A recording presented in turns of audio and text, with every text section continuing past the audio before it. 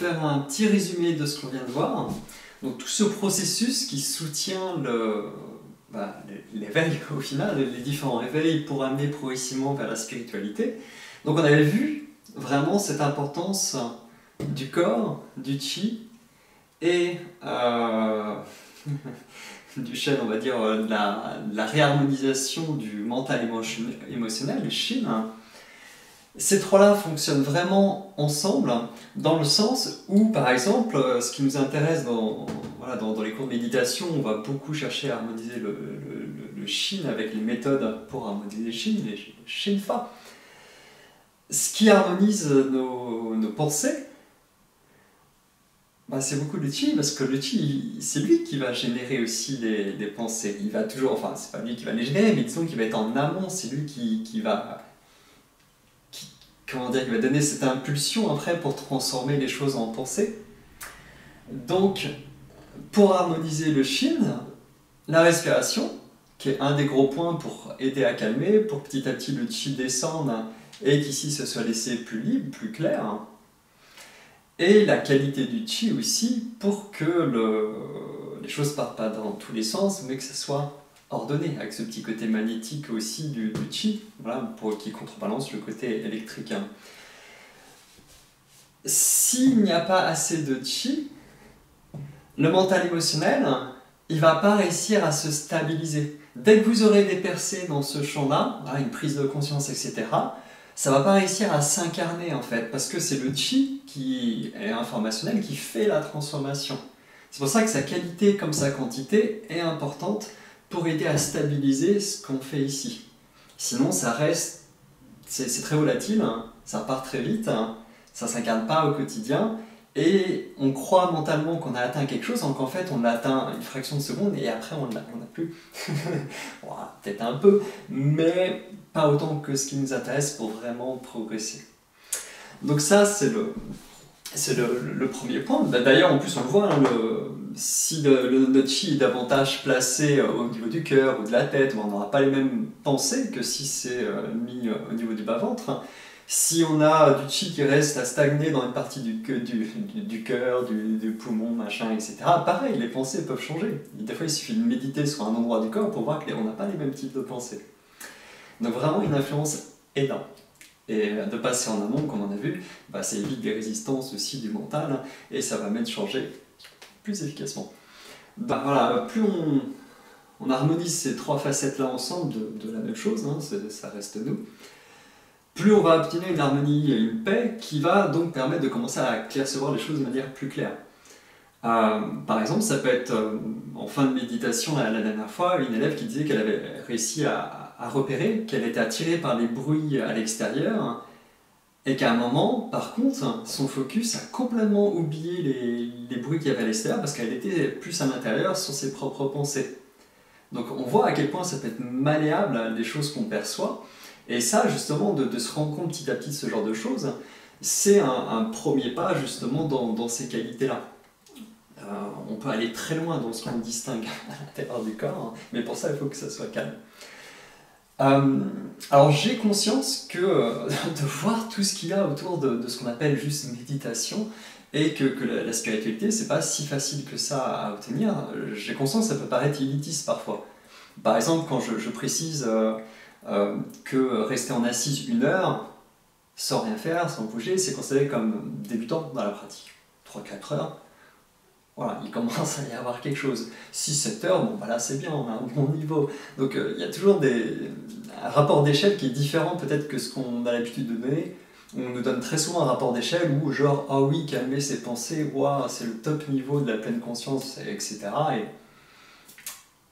si on présente des qualités qui sont considérées comme débutants et comme une préparation pour accéder au reste, si on présente ça comme l'aboutissement, comment est-ce qu'on peut en fait le dépasser?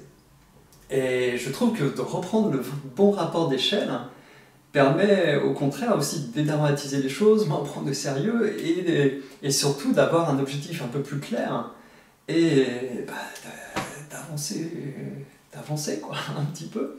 C'est pour ça que voilà, dans l'enseignement je fais attention à ça pour pas créer des contrefaçons de ce que les choses sont, et et égarer au final les élèves et vous faire stagner en fait. Voilà. Autant pas perdre son temps pour moi comme prof et vous aussi comme élève. Donc, et puis il ne faut pas oublier une chose aussi, parce qu'on a chacun des âges différents, des historiques différents, mais parce qu'une élève posait la question, voilà, du temps aussi que ça prenait, je ne sais plus exactement comment elle le disait, mais oui, c'est vrai que ça prend du temps énorme, et c'est pour ça qu'il y a des temps de retraite, et très souvent, bah, à mesure de la pratique, on investit de plus en plus de temps en fait dans la pratique, hein. Notre vie change progressivement, mais c'est surtout pas des choses à forcer. Les changements de notre vie, c'est pareil que le reste en fait, il faut que les choses montent ensemble, parce que sinon ça crée des déséquilibres qui vont pas être très bons, qui peuvent même être dangereux des fois. Donc il faut y aller relax, voilà, et laisser le temps aux choses. Et il ne faut pas oublier aussi une chose, c'est que on n'a pas que cette vie-là pour construire ces qualités-là. Ce que vous construisez là, maintenant, vous servira pour la suite. Et si j'apprécie ça, c'est parce qu'en fait, dans la tradition taoïste, hein, bouddhiste aussi, qui du coup ont créé toutes ces disciplines qu'on essaye d'apprendre, hein.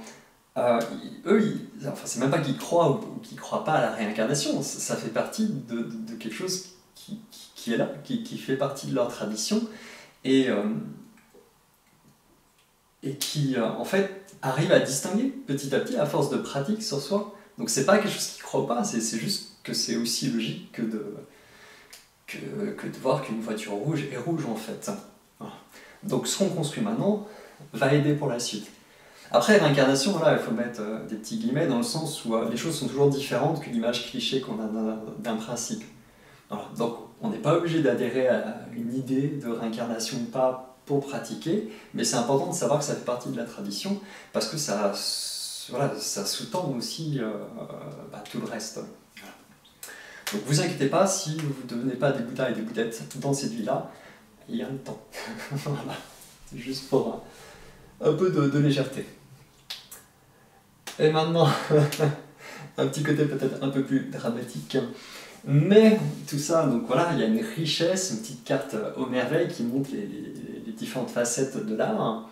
Mais au final, tout ça, on s'en fiche un petit peu, parce que qu'est-ce qui nous intéresse principalement?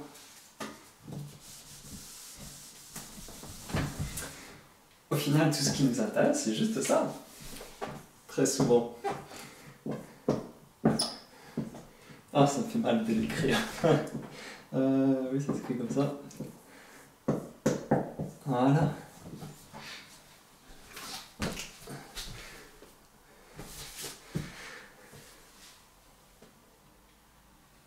Un anti-stress. Tout ce qu'on cherche, c'est un moment passager pour déstresser un petit peu, pour reprendre le cours de notre vie et recommencer à stresser. Je dis pas ça pour être méchant, c'est le plus pour être taquin, et pour montrer le mécanisme qui est sous-jacent. Anti-stress. En plus, les anti-trucs, c'est très à la mode en ce moment, et c'est moche. C'est pas la meilleure manière, on va dire, d'envisager les choses, parce que à quoi sert un anti-stress pour rien changer si c'est pour après continuer à stresser au quotidien? Je dis pas que ça sert à rien, que ça fait pas de bien. Génial, on profite d'un truc qui nous détend, voilà, sur le coup, génial. Mais si on va amener des grands changements, il faut peut-être aller voir un peu plus loin que juste un anti-machin. Ça, si on est toujours dans une forme de dualité, justement comme ça, un truc en excès, on le compense avec un autre truc en excès dans l'autre sens, on sort pas en fait de ce cycle un peu infernal, hein. Et en plus, bon là c'est plus mon opinion personnelle sur le coup, la vie elle est belle, il y a toute une richesse, et c'est dommage de rentrer dans des visions comme ça qui limitent beaucoup et qui n'apportent pas un vrai changement au quotidien. Donc, l'anti-stress. L'antistress est une forme de contrôle. Contrairement à une vraie forme de relâchement, on harmonise les choses ensemble. Et retenez vraiment cette phrase, je trouve, qui est importante, c'est qu'aucune libération ne viendra jamais d'un contrôle. Aucune libération ne viendra jamais d'un contrôle. Jamais. On peut soulager momentanément, mais c'est pas suffisant. Donc, je vais quand même le gommer parce que c'est moche. Youpla!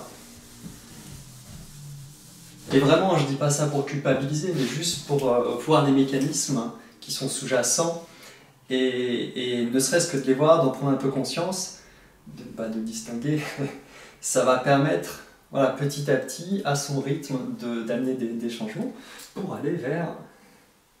Je vais remettre en vert. Oh là là là. Voilà. Pour aller vers la vie. Donc voilà pour ce petit exposé.